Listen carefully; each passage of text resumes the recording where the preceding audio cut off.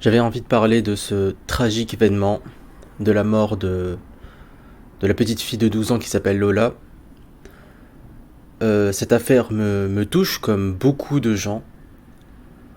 Euh,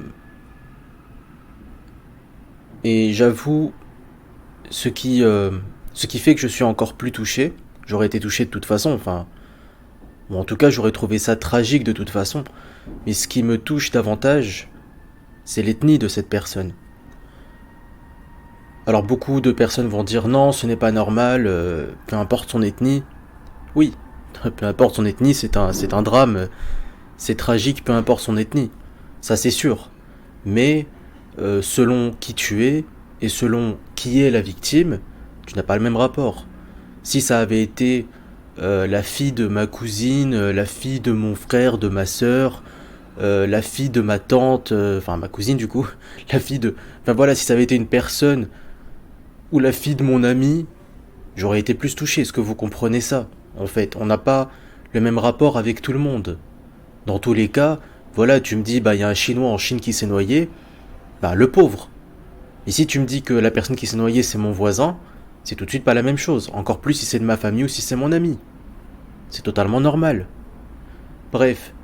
Et ce que je voulais dire aussi, il y a plein de choses à dire en réalité par rapport à cette tragique affaire. Déjà, oui, avant d'oublier, c'est un truc qui ne devrait techniquement jamais arriver. C'est-à-dire que là où normalement les adultes devraient protéger les enfants, contre les dangers de la vie, là on se retrouve dans une situation où ce sont des adultes qui vont faire du mal à des enfants. Et c'est totalement inacceptable, c'est quelque chose, bien sûr c'est un discours de mise que je tiens là un petit peu, mais voilà, faut quand même le dire, c'est quelque chose qui techniquement, alors oui ça arrive, on vivra toujours dans un monde imparfait et même tragique. Mais techniquement, ça ne devrait pas arriver. Ça ne devrait pas arriver. Ça devrait être la norme. Ça ne devrait pas être un privilège, ça devrait être la norme que les adultes ne tuent jamais ou pratiquement jamais les enfants. Ça sera jamais du jamais absolu, parce qu'il y aura toujours un sur un million qui, voilà, ou sur un milliard. Bref. Aussi, ce que je voulais dire, c'est que non, ce n'est pas du tout un acte, un événement banal, en rien. D'accord.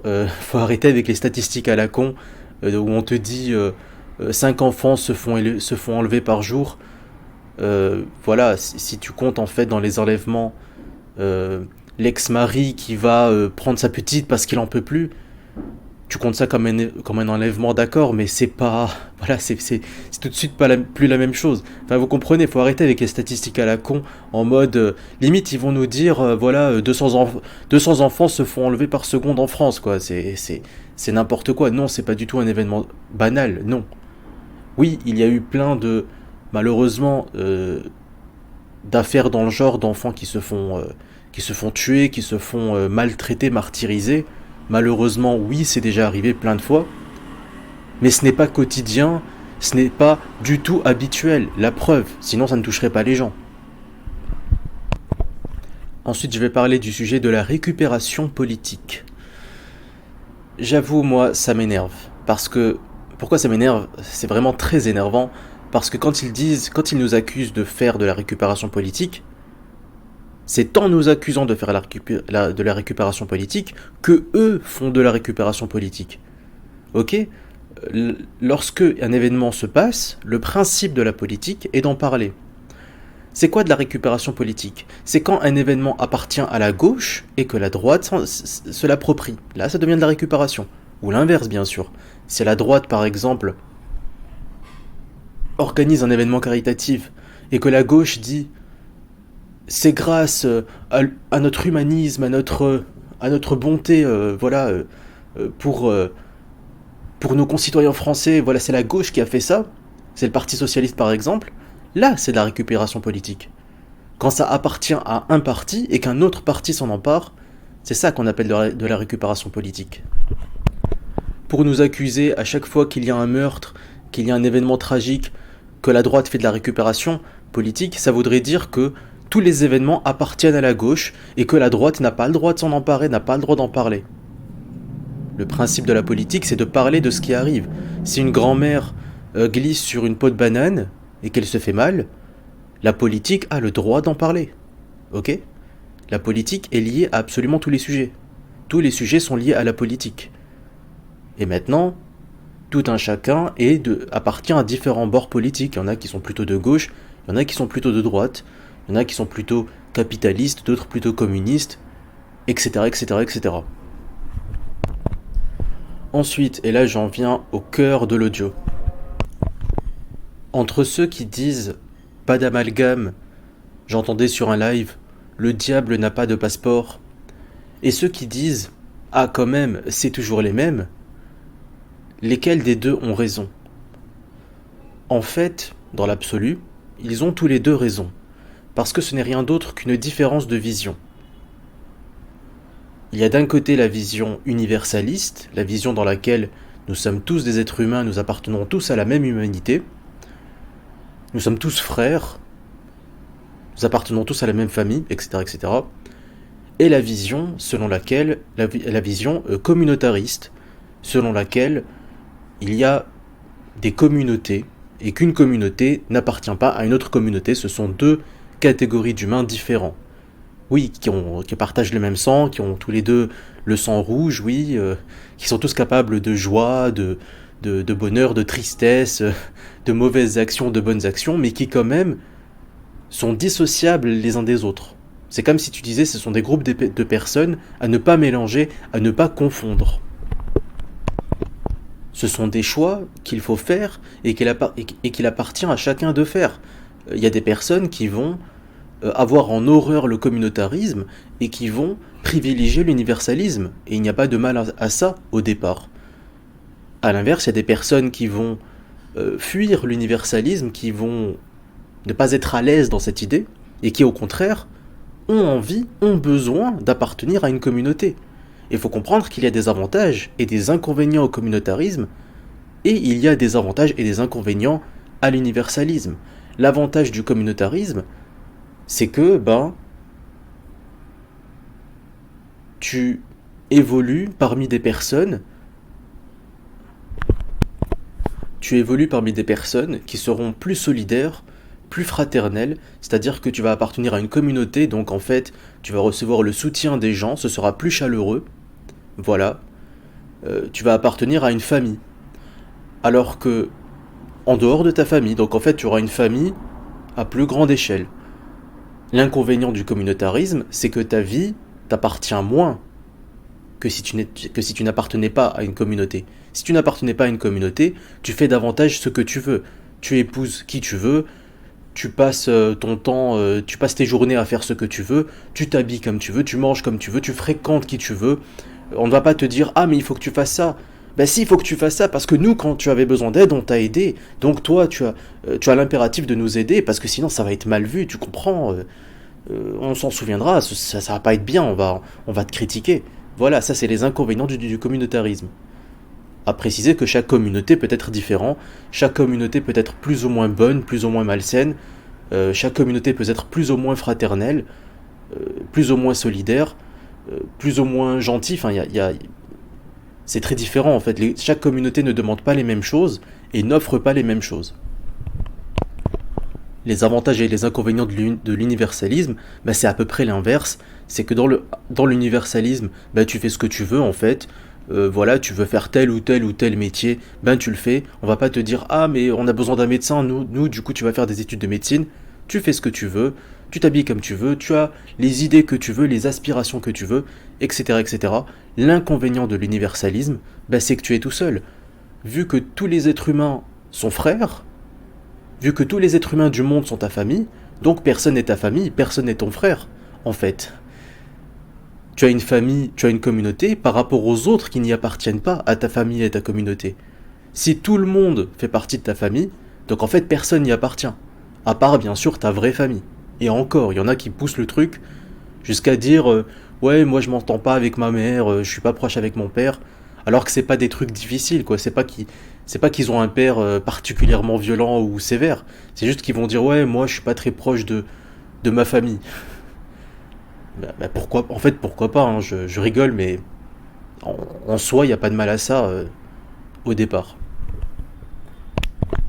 Le principe de l'universalisme, c'est pour ça qu'en fait il est stupide de dire à ceux qui disent pas d'amalgame, euh, enfin je devrais commencer par l'inverse mais c'est pas grave, ceux qui disent pas d'amalgame, en fait ils ont simplement une vision différente, mais ils comprennent pas que cette vision différente, elle est propre à eux.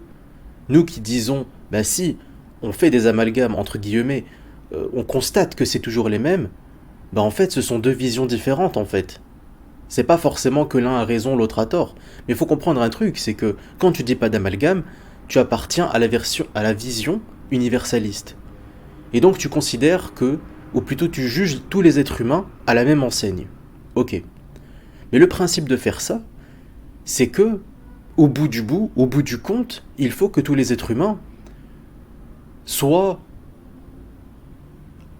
pareils. Enfin, quand je dis pareil, c'est entre guillemets. Il faut que tous les êtres humains euh, partagent, peu importe leur communauté, peu importe leur origine ethnique, il faut que tous les êtres humains aient plus ou moins les mêmes qualités, les mêmes défauts. Qu'il y ait des tueurs, des violeurs, des voleurs, des arnaqueurs, des pervers. Il faut que, en fin de compte, au fil des années, qu'il y ait le même rapport dans toutes les communautés. Il faut que ça puisse se vérifier.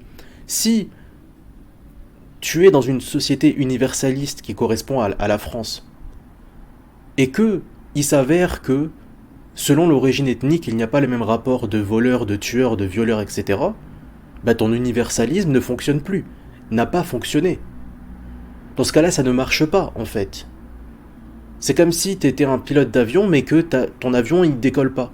Du coup, tu n'es pas un pilote d'avion. Enfin, je sais pas, je sais pas comment expliquer, mais c'est ça. En fait, le principe de l'universalisme, c'est que ça fonctionne.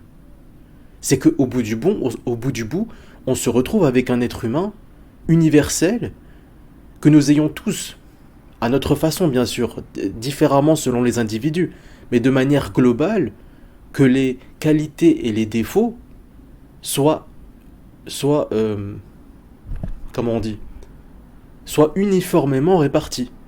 C'est-à-dire qu'il y a des gens intelligents, il y a des gens bêtes, mais il n'y a pas plus, il n'y a pas significativement plus de gens intelligents chez les blancs que chez les noirs.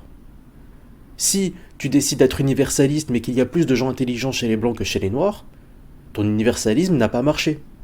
Il faut qu'en traitant les blancs et les noirs de la même façon, qu'en fin de compte, qu'en bout de course, tu aies à peu près, c'est pas obligé d'être exact, mais à peu près, autant de personnes qui réussissent leurs études chez les blancs et chez les noirs, et autant de personnes qui ratent leurs études chez les blancs et chez les noirs, à peu près.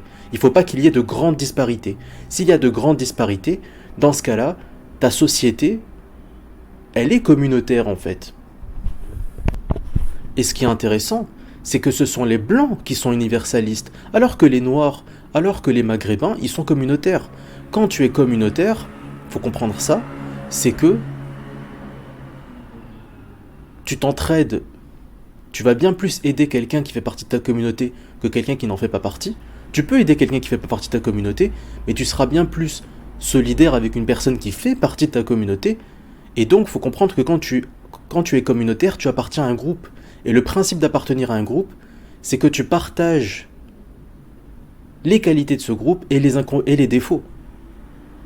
Quand tu es communautaire, quand tu appartiens à une communauté, tu ne peux pas dire il faut pas que tu te méfies de moi parce que bien que beaucoup de personnes de ma communauté sont des voleurs, sache que moi je ne suis pas un voleur. Tu peux dire ça, mais puisque tu appartiens à une communauté, eh ben on va te juger avec le groupe. C'est le principe. Tu vas profiter des avantages de la communauté et des inconvénients. Pas que des inconvénients, des avantages aussi. C'est le principe. Vous ne pouvez pas demander seulement, seulement quand ça va dans votre intérêt, vous prenez, mais quand ça ne va pas dans votre intérêt, vous ne prenez pas. Les Asiatiques comprennent très bien cela. Les Asiatiques veulent que ils soignent leur communauté, ils comprennent que on les voit comme faisant partie d'une communauté. Donc quand tu vois un Asiatique, tu ne te dis pas c'est un être humain. Tu te dis c'est un Asiatique. Et lui, il le comprend. Et il le vit comme ça. Et il ne s'en plaint pas. Il ne s'en plaint pas. Parce qu'il est à l'aise dans sa communauté. Ça, c'est très important à comprendre. Et quelle est la différence entre le communautarisme et le racisme? La même qu'il y a entre un couteau que tu vas utiliser pour faire de la cuisine et un couteau que tu vas utiliser pour faire du mal à ton semblable, à un être humain. Il n'y a pas de différence. La différence, c'est que le racisme, c'est méchant, le communautarisme, pas forcément.